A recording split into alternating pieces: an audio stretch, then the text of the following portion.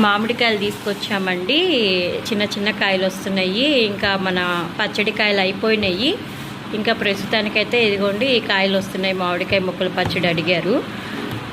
So వాళ్ళ కోసం అనేసి మామిడికాయలు ఒక 6 తీసుకొచ్చాను.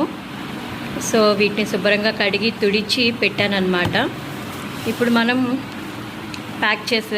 ప్యాకింగ్ చేసుకునే ముందు దీన్ని మనం ప్రిపేర్ చేసుకోవాలి కదా. దీన్ని ప్రిపేర్ చేసేసుకొని అప్పుడు ప్యాకింగ్లోకి వెళ్ళిపోదాము.